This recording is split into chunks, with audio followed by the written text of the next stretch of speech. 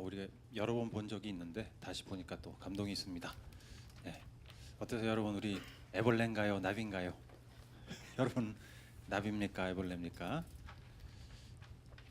예, 할렐루야, 나비시라고. 예. 이제 우리의 인생사를 짧게 보는 거죠. 많은 사람들이 이렇게 목표를 두고 위를 향해서 계속 올라가려고 하는데 과연 그 위 맨 꼭대기에는 뭐가 있을까? 모든 사람은 다 행복해지려고 이렇게 열심히 사는 거니까. 한 청년들 집단에게 이제 질문을 했어요. 연구하는 사람들이 행복해지기 위해서 가장 중요한 인생의 목표가 뭡니까? 청년들에게, 20대 청년들에게 물어봤는데 그들이 첫 번째 대답이 뭐였겠습니까? 사진을 보여주시고, 부자가 되는 겁니다라고 80%가 답을 했어요. 그다음에 두 번째 답, 행복해지기 위해서 당신은 어떤 목표를 가지고 달려갑니까? 두 번째 답이 50%가 유명해지는 거다, 이렇게 답을 했습니다. 그래서 모든 사람들이, 거의 대부분 사람들이 이런 이제 세상의 압박을 받으면서 목표를 향해서 달려가죠. 더 열심히, 더 열심히. 그런데 그렇게 선택하고 열심히 사는 결과는 뭘까요? 정말 행복해지는 것일까요? 우리는 뭔가 선택을 했을 때 그것을 잘했는지 못했는지 알게 되기까지 상당히 많은 시간이 필요하죠. 선택의 순간에 결과를 바로 예측하게 되기는 불가능합니다. 그래서 인생의 끝자락까지 가봐야만 아는데, 그래서 우리 열심히 일해요. 다음 사진 보여주시면 열심히 일하고 저렇게 탈진할 정도로 열심히 살아가죠. 근데 그 끝 선택의 결과는 결국 이제 살아봐야 아는 거라. 그때 가서 아이고 이게 아니었네, 행복하지가 않구나, 내가 잘못 살았나 보다, 이걸 깨달으면 이미 늦어지죠. 돌이킬 수가 없으니까 이미 늦어버립니다. 이제 후회만 남는 인생이 되죠. 그래서 우리는 진짜 행복하려면 어떻게 해야 되는가? 그것을 한번 생각해 보겠습니다. 뭐 당연히 이제 성경에서 답을 찾아야 되겠죠. 성경에서 말하는 행복은 무엇인가? 여러분, 근데 하나님이 우리가 행복하게 원하실까요? 아니 진짜. 그럼 여러분 지금 행복하세요? 그 애매하게 답이 나오잖아요. 두 번째 질문하니까 행복하세요 하니까 아멘과 뭐가 섞여서 이렇게 답이 나오고. 하나님이 우리를 행복하기 원하실까? 어떻습니까? 예스예요. 예스 제곱. 하여튼 왜요? 하나님은 우리를 왜 창조하셨어요? 복 주시려고 창조하셨죠. 복 주시려고. 그래서 이 복, 행복 관련된 성경의 단어들을 한번 살펴보겠습니다. 첫 번째로 이제 바라크라는 단어인데, 이제 이거는 구약 성경에 나오는 단어, 그러니까 히브리어겠죠. 바라크. 이거는 창세기 1장에 나와요. 1장 28절에 하나님이 그들에게 복을 베푸셨다. 1장 하나님 우리를 창조하시고 복을 베푸셨다 할 때 그 복이 바라크인데, 이 뜻이 이제 무릎 꿇다라는 뜻이에요. 무릎 꿇다. 그러니까 하나님 앞에 무릎 꿇다가 복인 거예요. 또 축복하다, 그런 의미가 있습니다. 하나님 우리를 창조하시고 복을 주셨다. 당연히 우리가 행복하기를 원하시는 거죠. 우리를 고생에 빠뜨리고 저주하고 너희들 한번 당해봐라, 뭐 이런 의미로 창조하신 게 절대 아니고, 우리를 복 주시기 위해서, 행복하게 살기 위해서 창조하셨어요. 민수기 6장 24절에 주님께서 당신들에게 복을 주시고 당신들을 지켜주시며, 이게 이제 모세의 기도인데 여기 이제 바라크예요. 복을 주시기를, 복을 주시기를.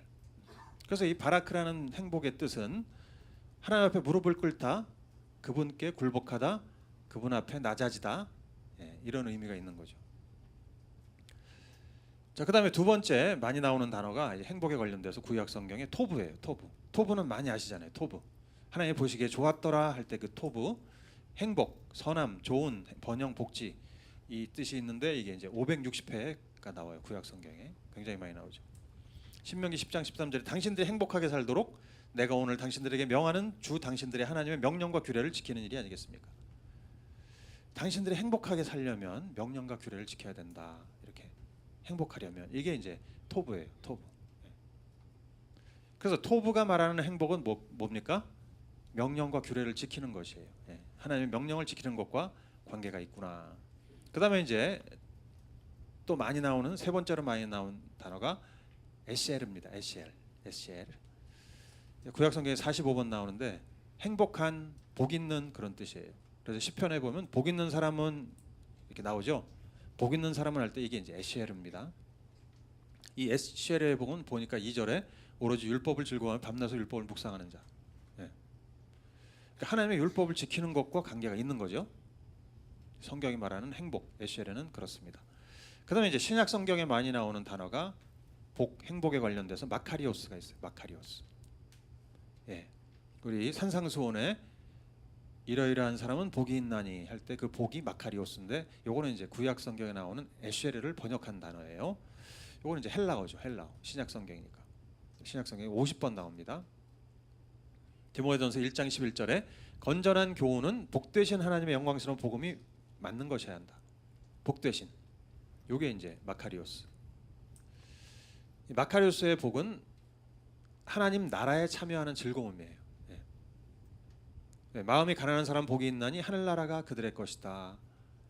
하늘나라에 관련된 복이 마카리오스입니다. 이 복은 세상의 행복과 비교할 수 없는 신적인 행복을 말해요. 신적인 행복. 그냥 세상 사람들이 누리는 그 정도 행복이 아니고 그것과 차원이 다른 신적인 행복이 마카리오스예요. 그러므로 이제 구약과 신약의 행복과 복을 의미하는 단어들은 모두 다 우리의 노력, 성취 또는 행운 이것과는 관계가 없고 하나님이 주셔야만 하는 거죠. 하나님이 주셔야만. 하나님이 결정권자고 주시는 분이고 하나님이 복의 근원이에요. 그래서 우리가 행복해지려면 하나님께 가서 그것을 받아야 됩니다. 하나님이 축복하지 않으면 행복할 수가 없어요. 아무리 돈이 많고 세상에서 성공하고 그렇지만 하나님을 떠나면 행복하지가 못해요. 이게 이제 성경이 말하는 행복이에요.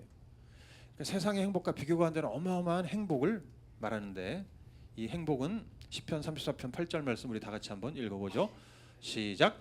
너희는 맛보아 알지어다. 그에게 피하는 자는 복이 있도다. 여기에서 이제 여호와의 선하심을 맛보아 할 때 선하심이 토부. 다른 말로 하면 여호와의 행복을 맛보아 알지어라. 여호와의 행복하심을 맛보아서 알지어다.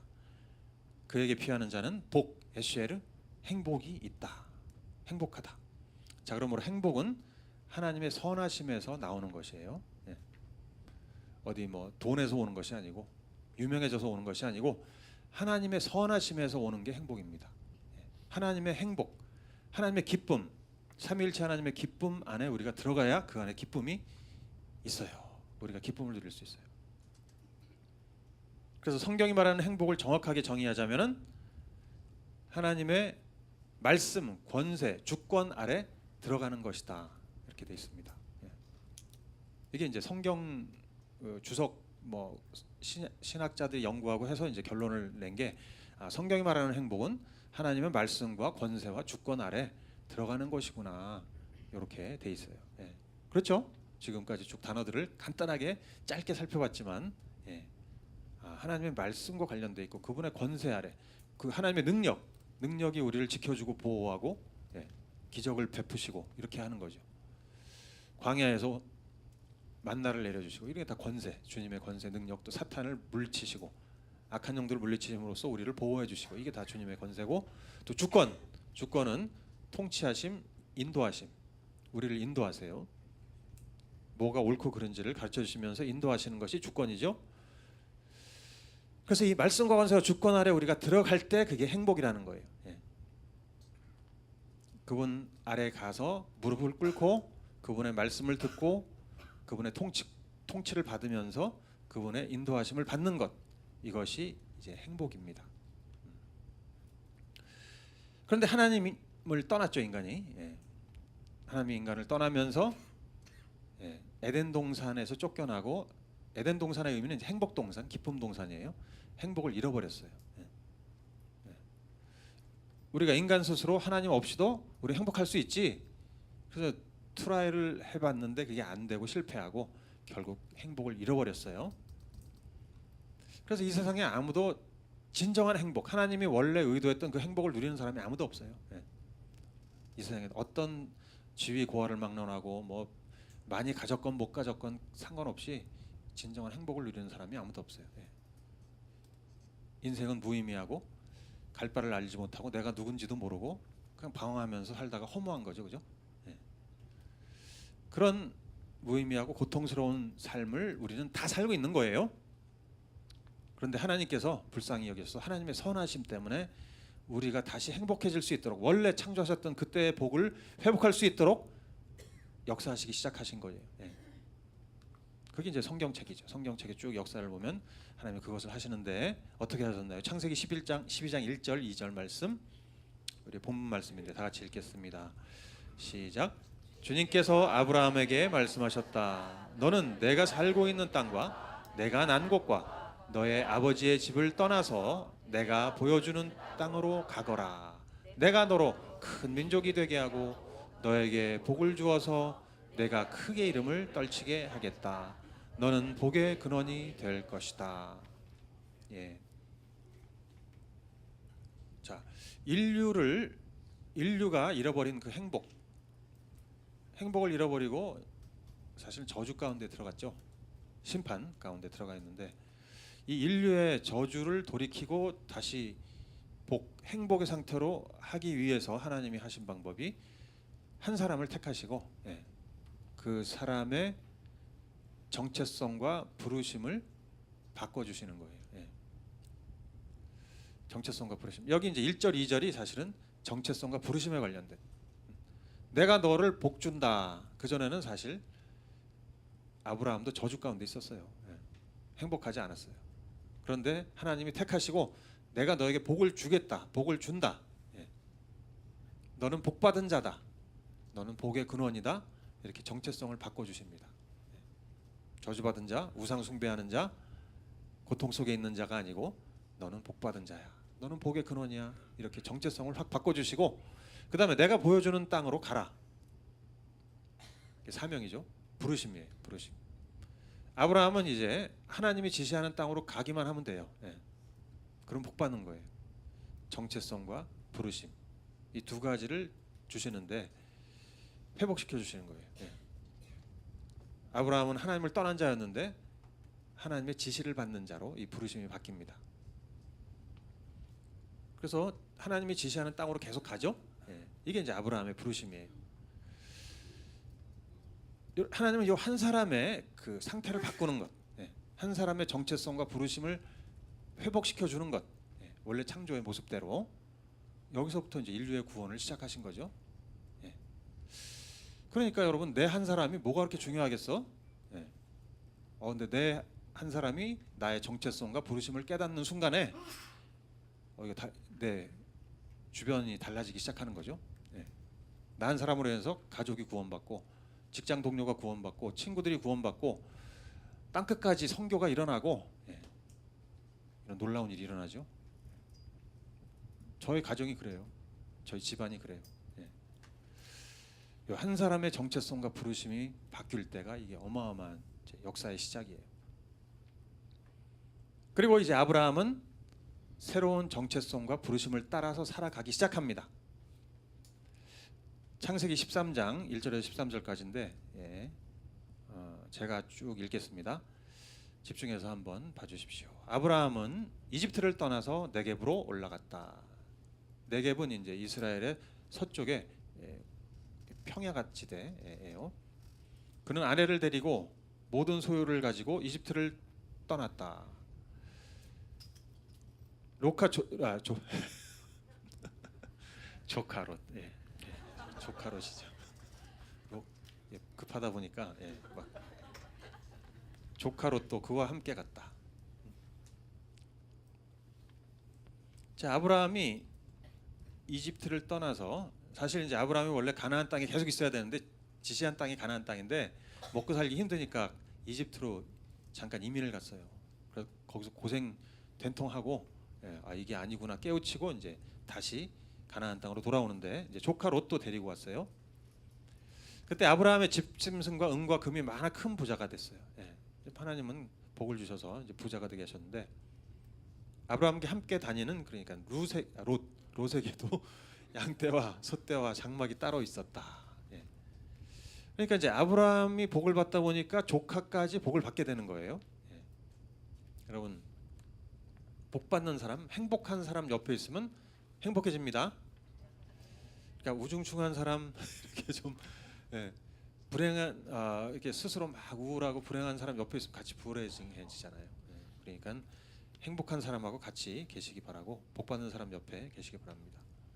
그 복 받은 사람이 누구죠? 우리죠, 우리. 그러니까 우리끼리 같이 있자 그 말이에요. 복 받은 사람끼리. 그래서 이제 아브라함 롯도 같이 복을 받았어요. 6절에 보면 그러나 그 땅이 그들과 함께 머물기에는 좁았어요. 그들은 재산이 너무 많아서 그 땅에서 함께 머물 수가 없었다. 아브라함의 집짐승을 치는 목자들과 롯의 집짐승을 치는 목자들 사이에 다툼이 일어나곤 했다. 다 같이 부자가 됐는데 왜 다툴까요? 패권 싸움이지. 이제 누가 더 힘이 세냐, 내가 더 많은 땅을 차지해야 된다. 아브라함 삼촌이냐 조카냐 막 이렇게 하면서 이제 그 목자들까지 일꾼들까지 막 싸우는 거죠. 그래서 아브라함이 보다 안 되겠다 이거. 그 조카에게 나와 너 사이에 그리고 너와 목자들과의 나의 목자들 사이에 어떠한 다툼도 있어서는 안 된다. 우리는 한 핏줄이 아니냐. 여러분 크리스찬끼리 다퉈봐요. 불신자들이 세상 사람들이 보면서 지탄하죠. 뉴스에 그런 거 나올 때마다 아주 괴로워요. 그 뭐 법정에 고소하고 참 이게 이 교회 문제를 막 세상 법정에 가서 이게 고소하고 하는 게 참 그게 뭘까? 이런 일이 이제 일어나면 안 되니까 아브라함이 아무래도 이렇게 하면 안 되고 네가 선택해라. 네가 선택해. 너에게 먼저 선택권을 줄 테니까 그러면 나는 이렇게 떠나가겠다. 아브라함이 양보하는 거죠. 통 큰 아브라함. 대권 이런 거에 관심이 없어요. 양보하겠다. 네가 선택해라. 9절에 보면 네가 보는 앞에 땅이 얼마든지 있으니 따로 떨어져 살자. 내가 왼쪽으로 가면 나는 오른쪽으로 가고 네가 오른쪽으로 가면 나는 왼쪽으로 가겠다. 이게 쉽지 않죠, 그죠? 하나님이 아브라함에게 복을 줘서 롯이 덩달아 복을 받았는데 네가 더 많은 복을 차지해라 이렇게 하는 거잖아요. 이게 아브라함은 왜 그랬을까요? 왜 그랬을까? 롯이 멀리 바라봤어요. 10절에 요단 온 들판이 소 아래 이르기까지 물이 넉넉한 것이 마치 주님의 동산과도 같고 이집트 땅과도 같았다. 아직 주님께서 소돔과 고모라를 멸망시키기 전이었다. 그래서 이제 롯이 기회는 왔다. 내가 성공하고 유명해지고 막 정말 새를 펼칠 기회가 왔다. 그래서 이제 쫙 보니까 당연히 이제 좋은 땅을 선택하는 거죠. 좋은 땅. 보기에 소돔과 고모라가 마치 주님의 에덴 동산 같이 보였대요. 이집트 땅 같았대요. 풍성한. 요게 이제 롯의 보는 눈이에요. 안목, 분별력, 통찰력. 당연히 뭐 좋은 걸 선택해야지. 이 마당에 내가 양보할 수 있나 이렇게 되는 거죠. 11절에 롯은 요단의 온 들판을 가지기로 하고 동쪽으로 떠났다. 이렇게 해서 두 사람은 따로 떨어져서 살게 되었다. 그런데 이제 12절에 아브라함은 가나안 땅에서 살고 이 가나안 땅은 척박한 땅이에요. 살기 힘들어요. 근데 롯은 평지에 여러 성읍을 다니면서 아주 풍요로운 땅에서 살고 그러면서 이제 소돔 가까이에 이르러서 자리를 잡았다. 13절에 문제는 뭐냐? 소돔 사람들은 악하였으며 주님을 거슬러서 온갖 죄를 짓고 있었다. 화려하고 풍성하고 아주 대단해 보이고 정말 성공이 저기 있고 행복할 것 같은 그 땅이 실은 어떤 땅이에요? 죄악이 가득한 땅이었다는 거. 자, 여기서 이제 두 사람 아브라함과 롯이 대비가 되는데 여기에서 이제 정체성과 부르심을 따라 사는 사람과 정체성과 부르심을 망각하고 사는 사람의 큰 차이를 보는 거예요. 그 대조가 일어납니다. 롯은 그렇죠. 아브라함과 함께 있으면서 복 받아서 행복했어요. 예. 그럼 행복한 사람과 함께 있으면 행복해지죠. 하나님을 믿는 사람과 함께 있으면 그 옆에 있는 사람 복 받습니다. 예? 복 받습니까? 안 받습니까? 예, 받죠. 저를 보면 알아요, 여러분. 여러분 저하고 같이 있으면서 복 받았어요. 어? 불행해요. 예, 그렇게 말을 해주셔야 돼요, 예, 여러분. 아, 나 이 교회 다녀서 이 목사하고 있으면서 난 참 낭패다 이렇게 하시면 안 되고 이 교회 나와서 나 복 받았다, 수지 맞았다 이렇게 되셔야지. 예. 근데 다 사실이에요. 제가 있어서가 아니라 예, 하나님이 계시니까, 하나님이 복의 근원이니까 어느 교회를 가도 복 받습니다. 예, 예, 예. 근데 우리 교회가 조금 더 하나님이 계신 곳에 다 복이 있어요. 예. 그리고 복 받은 사람들과 함께 있으면 당연히 행복하고 복 받습니다. 근데 이 위기의 순간에 이제 아브라함은 이게 내 이 많은 이 가솔들과 이 재산을 다 어떻게 이걸 하지? 이 순간에 선택을 하는데 어떻게 해요? 본인의 정체성과 부르심을 따라 선택을 하는 거고. 예. 지시한 곳, 하나님이 지시한 곳, 그 땅을 떠나지 말라 하셨기에 그래 나는 가나안 땅을 지킨다 이렇게 하는 거고. 그 땅이 아무리 척박하고 힘들어도, 살기 힘들어도 나는 세상적인 명예와 뭐 성공과 이런 거 추구하지 않아. 나는 주님의 부르심을 따라가는 거야. 이렇게 하면서 선택하는 거예요. 그 땅에는 사실 실제적인 축복이 안 보이죠. 예. 실제적인 축복은, 세상적인 축복은 소돔에 있는 거예요. 소돔이 화려하고 막 문명이 발달하고 정말 하고 싶은 거 다 할 수 있고 막 그냥 부어라 마셔라, 야 그런 곳인데, 예. 이게 이제 정체성과 부르심을, 현실은 아닌 것 같지만 정체성과 부르심을 따라간다. 이게 믿음이에요. 이게 믿음이에요, 여러분. 믿습니다, 믿습니다 하는데 뭐가 믿음인가? 예. 나의 정체성과 부르심을 따라가느냐? 아니면 그거 버리고 그냥 세상에 가서 막 이렇게 막 같이 그 애벌레가 계속 탑을 올라가듯이 계속 올라가고 있으면서 나는 하나님을 믿어요. 하나님이 맨 꼭대기에서 나를 기다리고 계세요. 예? 복 주실 거예요. 이거는 이제 아닌 거죠. 이건 뭔가 착각이에요. 예. 그건 믿음이 아니에요. 근데 이제 롯은 아브라함과 다르게 얼떨결에 복을 받고 행복을 누렸지만, 그래서 하나님이 참 좋은 분이구나를 체험했지만 선택의 순간에 어떻게 선택해요? 정체성과 부르심을 따라가지 않고 자기의 욕망과 계획, 원래 가지고 있던 내가 한번 멋지게 크게 살아봐야지, 예, 대박을 위해서 좋아 보이는 땅으로 이제 옮겨가는 거예요. 거기에 죄악이 가득함에도 불구하고 타협하고 내 힘으로 스스로 행복해지려고 그쪽으로 향해 갑니다. 그래서 정체성과 부르심을 여러분 외면하고 막 사는 그분은 마치 불나방이 불구덩이 속으로 들어간 것과 같은 거예요. 네. 자, 아브라함이 이제 본인의 정체성과 부르심을 따라 나는 여기 머물겠다 딱 결정하는 그 순간에 하나님이 큰 감동을 받으셨어요. 네. 야, 아브라함, 너 진짜 나를 믿는구나. 그래서 감동 받으셔가지고, 그래서 13장 그 뒷부분에 보면 하나님 아브라함에게 다시 막, 야 아브라함아, 네가 정말 믿음이 있다. 넌 잘했어. 네가 내 부르심을 따라가는구나. 내가 너에게 정말 큰 민족을 이루게 하겠고, 네 이름이 유명해지게 하겠고, 땅을 차지하게 해줄게. 다시 이제 복을 확인시켜 줍니다. 동서남북을 봐. 막 그러면서 하나님이 막 그냥 자기의 꿈과 계획을 막 펼쳐주세요. 비록 척박한 가나안 땅에 살았지만 복 주시는 하나님과 함께하는 아브라함은 행복한 겁니다. 행복해요. 예.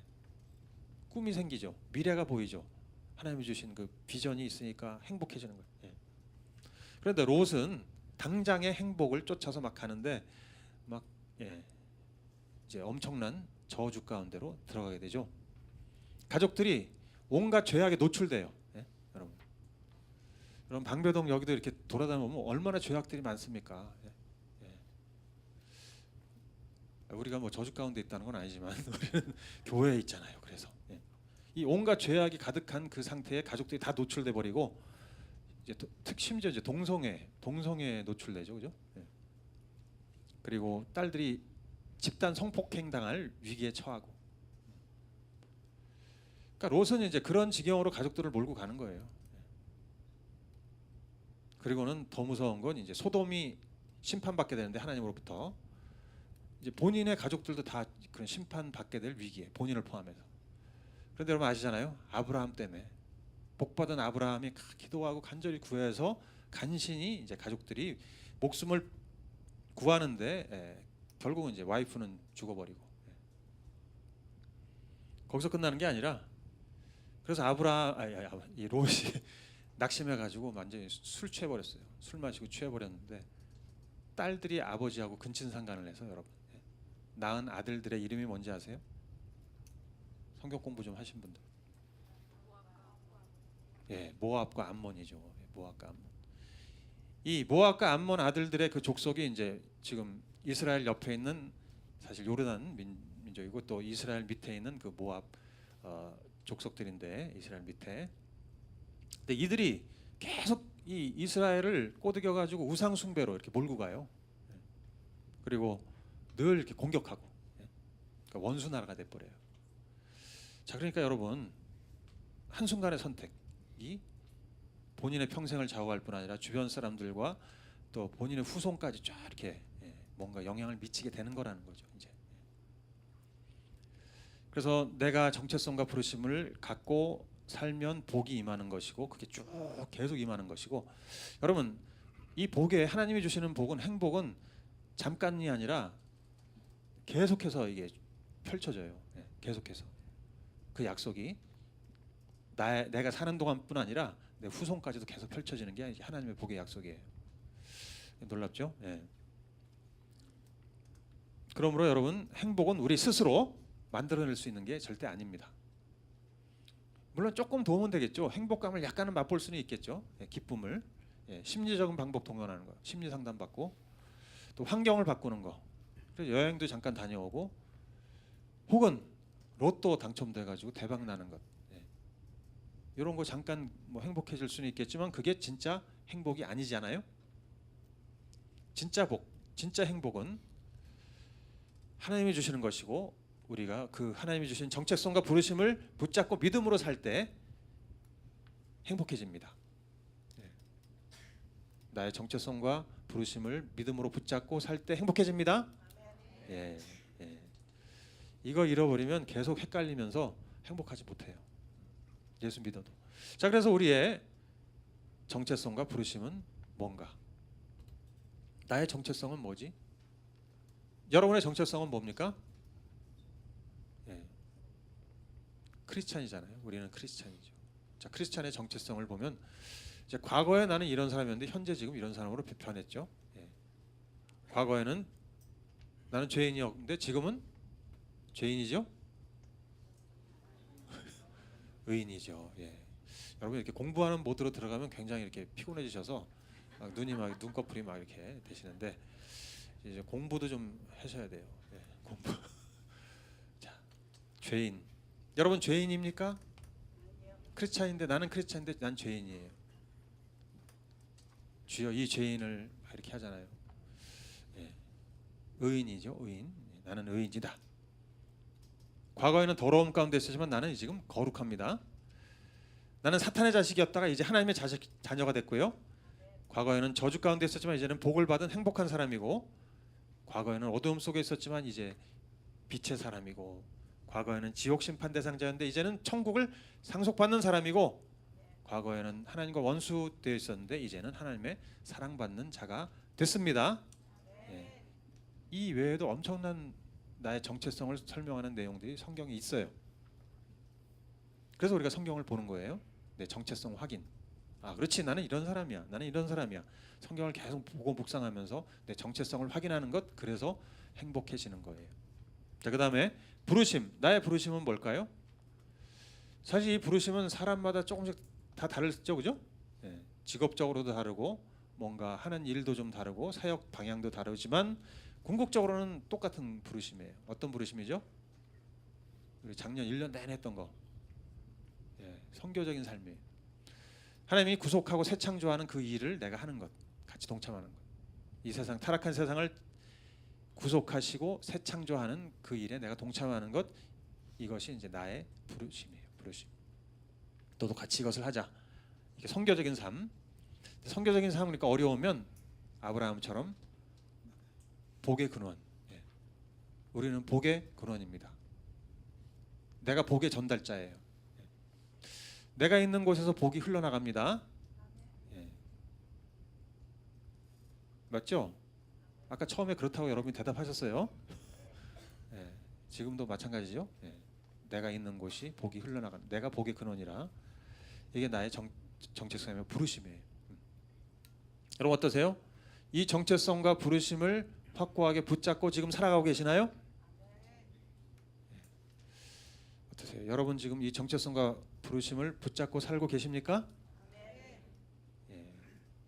아, 이 부분에서는 강하게 저쪽 뒤쪽에 계신 분들, 예, 소리가 작아서 자 뒤에 계신 선수 여러분, 여러분은 정체성과 부르심을 붙잡고 가십니까?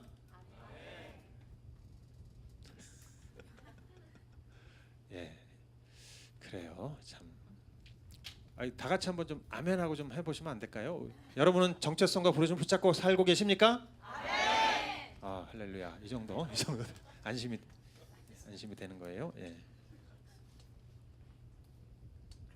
이렇게 정체성과 부르심을 붙잡고 가면 행복해져요. 왜 그럴까? 왜 그럴까? 예, 마태복음 5장 11절 12절.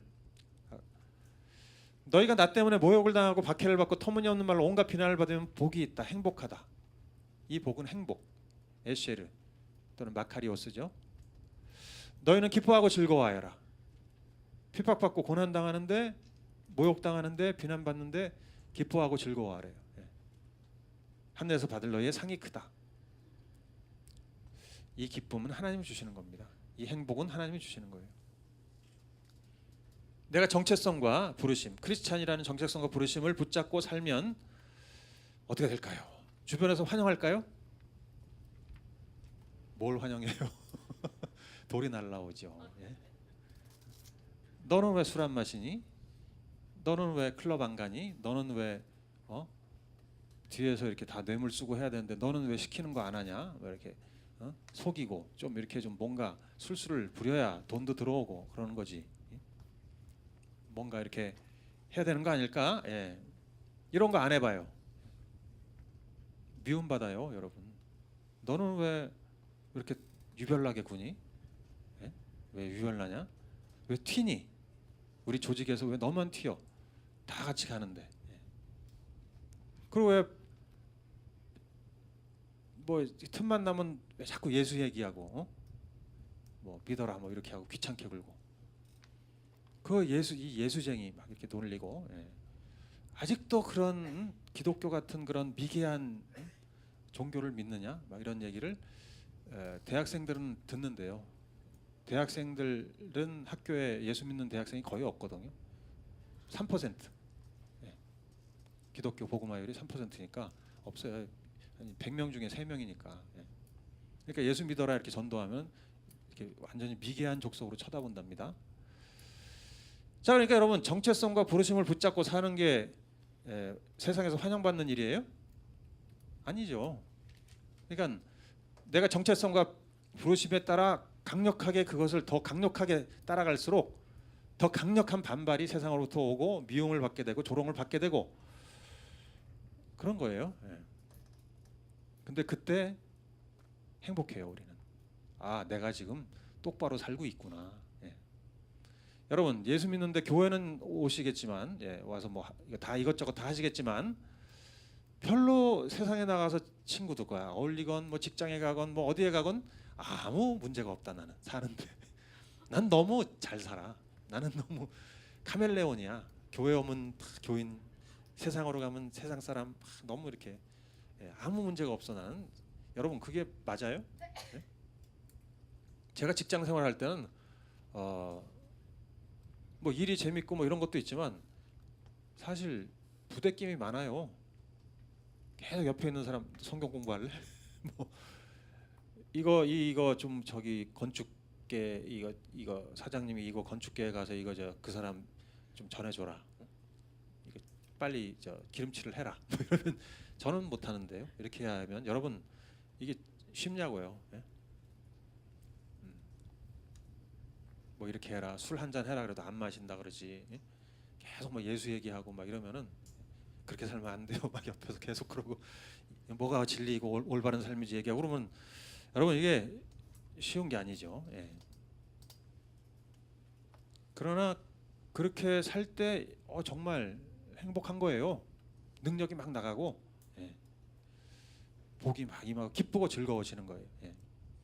그렇지 않고 나의 정체성과 부르심을 숨기고 다 이렇게 암약하면서 비밀 조직 뭔진 것처럼 세상에 나가서 이렇게 하면 여러분 전혀 기쁨이 없어요. 예. 능력도 안 나가고 행복하지 못하고.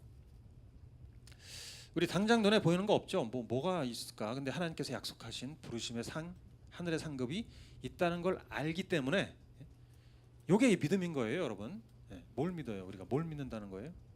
아, 내가 이렇게 살아도 반드시 상이 있어. 그렇죠. 아브라함이 누렸던 것처럼 나도 그렇게 될 거야. 이런 상을 알기에 이제 행복한 거예요. 제가 이제 미국 유학 가가지고 예수 믿게 돼가지고 모든 계획이 다 틀어지고 그냥 한국으로 이렇게 들어오게 됐는데, 그렇지만 이제 뭐 해야 될 건 해야 되니까 건축사 자격증 따고. 예. 건축사가 여러분 건축계에서는 이제 변호사 자격증 같은 거예요, 여러분. 제가 건축사 그러니까 건축 기사 이렇게 얘기하시는데 예, 급이 다릅니다. 예, 하여튼 건축사 요거를 뜻하고 이제 설계사무소 일하고 예, 뭐 자랑하려고 하는 게 아니라 어쨌거나 이제 현실이 사실 팩트를 말씀드리는 거예요. 그러니까 이제 뭐냐면 이제 내가 원하던 꿈을 이렇게 이뤄가는 거죠. 이제 원래 계획했던 꿈대로 이렇게 쭉 가는데, 근데 이상하게 이 행복하지가 않은 거예요. 예? 막 바쁘게 왔다 갔다 하고 뭐 이루어지는 것 같기도 하고 한데 뭐 행복이 없는 거. 그래서 왜 이러지 계속 고민하고 예, 그랬는데 보니까 아, 이게 내 부르심이 아닌 것 같다. 이게 내 정체성과 부르심대로 살고 있지 않은 것 같다는 느낌이 들면서 바꿔야 되겠다. 예. 그래서 이제 건축 내려놓고 이제 교회 개척하는 데 같이 막 끼어서 하고 예. 학원 시작하고 이렇게 했던 거예요. 여러분 뭐 좋았겠죠, 그죠? 이렇게 교회하고 뭐 학원하고 하면서 예. 전혀 해본 적이 없는, 생각해본 적도 없는 거를 시도하는 게 여러분 두려움이 있죠, 그죠? 예. 예. 좌충우돌하고. 그런데 이제 행복한 거예요. 예. 행복해. 아, 내가 지금 정체성과 부르심을 따라 가고 있구나. 이거를 알니까 행복한 거예요. 만약에 제가 지금 그때 교회 개척과 뭐 학원 사업을 하지 않고 계속 그냥 원래 내가 좋아했던, 사실 저는 건축 설계를 좋아하니까 지금도 이렇게 그리고 하는 거 너무 재밌어요. 예. 근데 이걸 계속 하고 있었다면 재미는 있었겠지만 불행했을 거예요. 그죠? 왜? 정체성과 부르심을 따라 살지 않으면 불행해요. 예. 자, 그래서 정체성과 부르심을 따라 간다. 이게 이제 행복의 비결이고 그렇습니다. 그러면 우리 여기 계신 성도님들은 지금 정체성에 맞게 부르심을 따라 살고 계신가요? 예? 그렇게 살고 계세요? 예? 감사합니다. 노력해주셔서. 내가 지금 정체성과 부르심을 따라가지 않고 있으면서 노력을 하는 것. 아니면 정체성과 부르심을 어느 정도는 따라가지만 힘들지만 따라가는 것. 예. 어느 쪽이신지. 예. 그건 어떻게 확인할 수 있을까요? 행복한가? 나는 지금 행복한가? 예. 이건 환경과 관계 없어요. 이거는 하버드 그 연구팀이 연구한 건데 이게 돈과 환경과 관계 없는 거예요. 예. 예. 관계 없어요. 행복한가? 이게 그냥 원하는 대로 일이 풀어지니까 행복해가 아니고 내 심령 깊숙한 곳에서 올라오는 행복감, 뿌듯함, 이게 있으시냐는 거죠. 이제. 예? 지금 고생스러울 수도 있어요. 막 힘든 일이 환경적으로 여러분 어려울 수도 있어요. 근데 그거보다는 내 안에 이제 깊은 곳에서 올라오는 행복감, 그래도 나는 만족한다, 행복하다, 이런 게 있느냐는 거예요. 그게 없으시면 정체성과 부르심 따라 아직 살고 있지 않구나라고 생각하셔도 돼요. 예. 아니면 좀 떨어져 이렇게 점점 좀 멀어지는 롯처럼 그렇게 되면 곤란하죠. 예. 자, 그래서 이 정체성과 부르심을 따라가는 것이 이제 행복이에요. 기뻐하고 즐거워할 수 있어요. 그다음에 정체성과 부르심을 따라가면 여러분 끝까지 목표점까지 도달할 수 있어요. 그게 비결이에요. 끝까지 어떻게 신앙생활을 끝까지 실패하지 않고 어떻게 할 수 있나, 이게 비결입니다. 나의 정체성을 알고 부르심을 따라 계속 가는 것.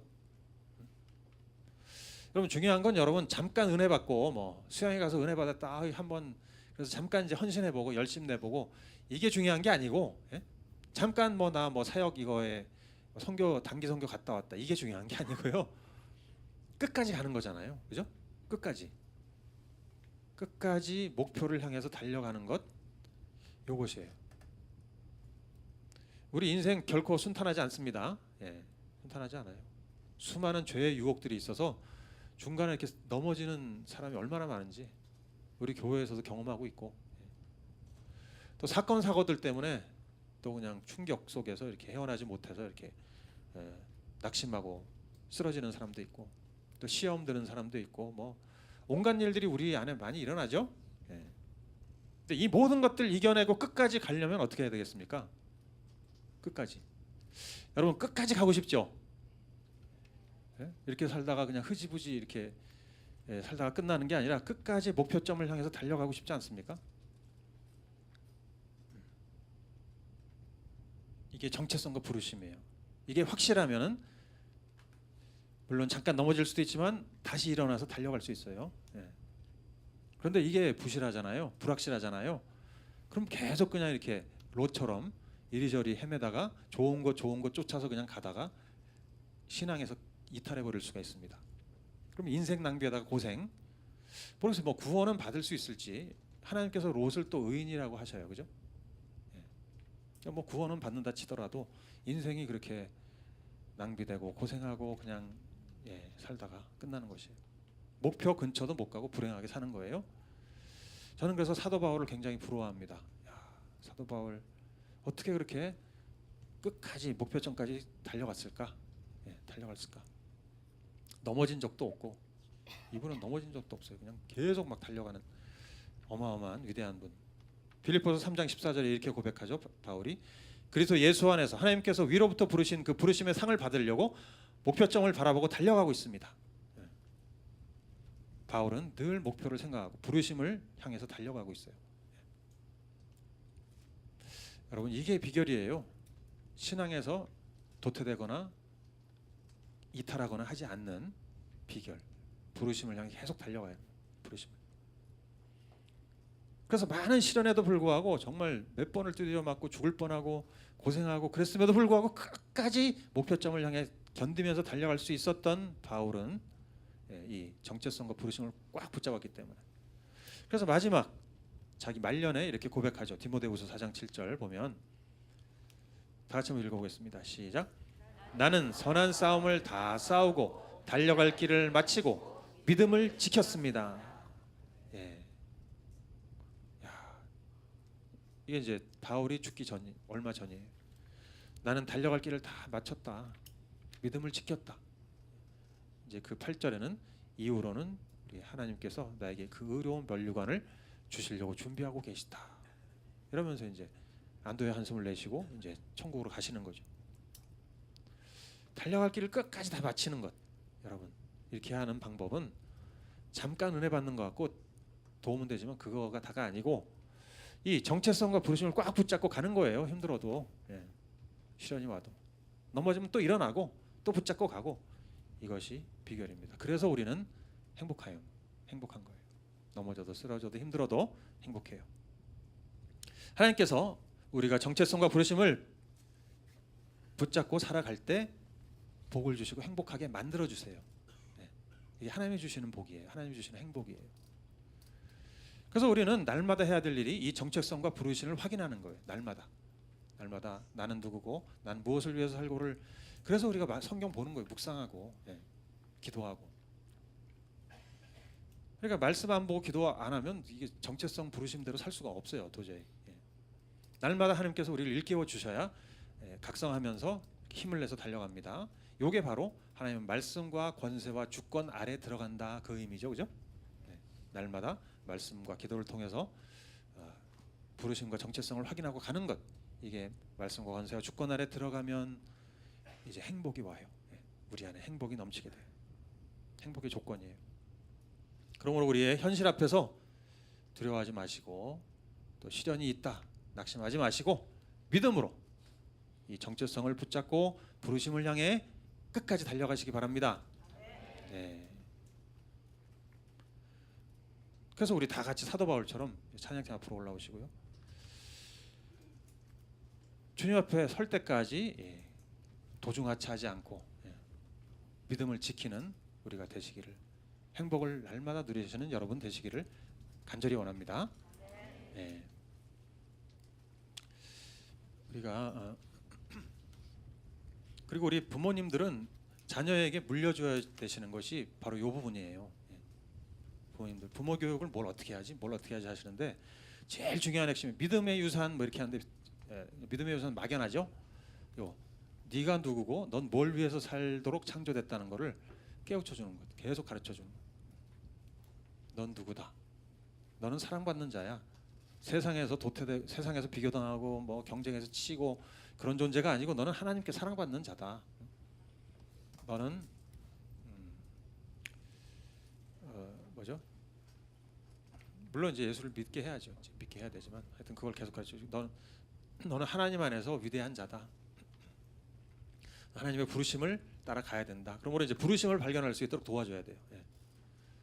이제 물론 이제 성교적인 삶이 뭔지 너는 하나님을 위해서 살아야 돼라고 하지만 구체적인 이제 적성과 뭐 이런 것들 다 통해서 어떤 직업, 뭐 어떤 일 이렇게 어떤 관심사를 가지고 살아야 되는지를 이렇게 쭉 같이 이렇게 쭉 보시면서 이제 코치를 해줘야죠. 이런 것이 이제 부모의 역할입니다. 그러면 성공하시는 거예요. 하나님 안에서 부르심과 정체성을 발견하게 되면 우리 자녀들은 그냥 하나님 안에서 붙잡혀서 달려가게 됩니다. 근데 그게 아닌데 자꾸 뭐 이거 해볼래 저거 해볼래 이게 돈을 더 많이 번대더라 이게 더 성공에 가깝다더라 뭐 이렇게 하면은 헷갈려가지고 안 돼요. 그래서 먼저 부모님들이 부르심과 정체성을 따라 살아가시고 본을 보이시고 그리고 자녀들에게도 너의 정체성이 뭐고 부르심이 뭔지를 계속 발견하게끔 도와주는 것, 이것이 이제 성공적인 가정이고 행복한 가정입니다. 우리 찬양팀이 우리 여러분들을 축복하면서 찬양을 할 겁니다. 하나님께서 우리에게 복을 주시죠. 우리를 행복하게 하시죠. 복을 주시는데 이 복을 오늘 받으시기 바래요. 찬양팀이 찬양하면서 여러분에게 복을 축복하는 노래를 할 거예요.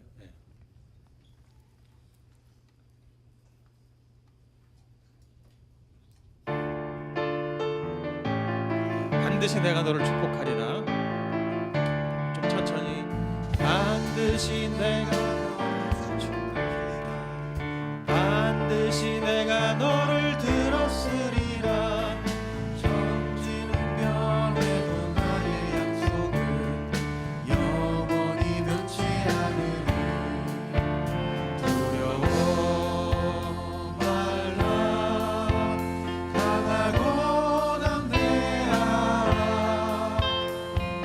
낙심하며 실망치 말라.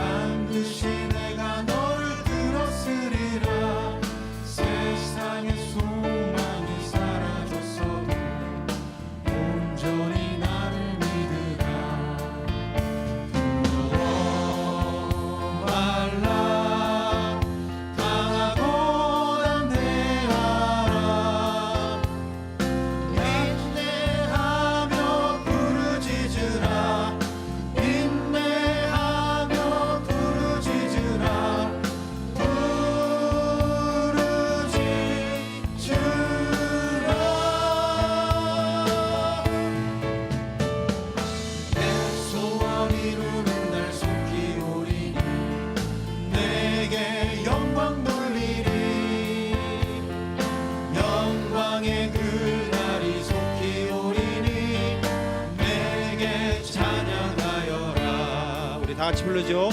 반드시 내가 너를 축복하리라.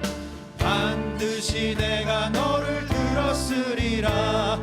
천지는 변해도 나의 약속은 영원히 변치 않으리. 두려워 말라. 강하고 담대하라.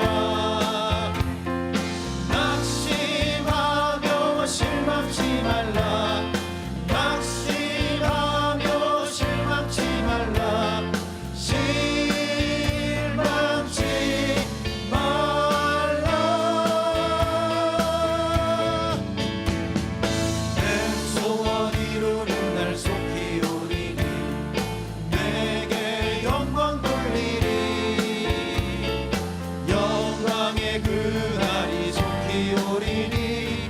내게 찬양하리라. 반드시 내가 너를 축복하리라. 반드시 내가 너를 들었으리라. 세상의 소망이 사라졌어도 온전히 나를 믿으라. 두려워 말라. 강하고 담대하라. 인내하며 부르짖으라. 인내하며 부르짖으라. 부르짖으라.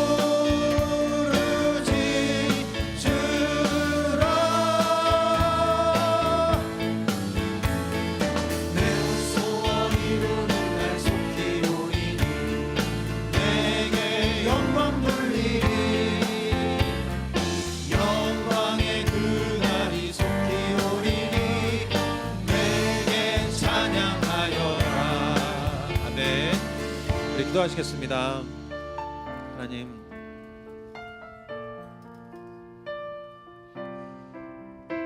주님이 주시는 행복을 내가 마음껏 누리게 하십시오. 주님, 행복이 내가 노력해서 또 세상에서 얻어지는 것이 아니고 하나님께서 주시는 것이군요. 주님, 다시 한번 각성하며 회개하며 주님께로 나아갑니다. 주님께 무릎 꿇습니다. 주님 앞에서 낮아집니다. 주님께 간구합니다. 내 스스로 나를 높이고, 내 스스로 나를 증명하고, 내 스스로 뭔가 쟁취하고, 내 스스로 계획을 세우고 목표를 세우고 달려가는 거 내려놓고 주님 안에서 나의 정체성과 부르심을 발견하기 원합니다. 주님, 그렇게 살겠습니다. 주님, 우리 다 같이 기도하시겠습니다.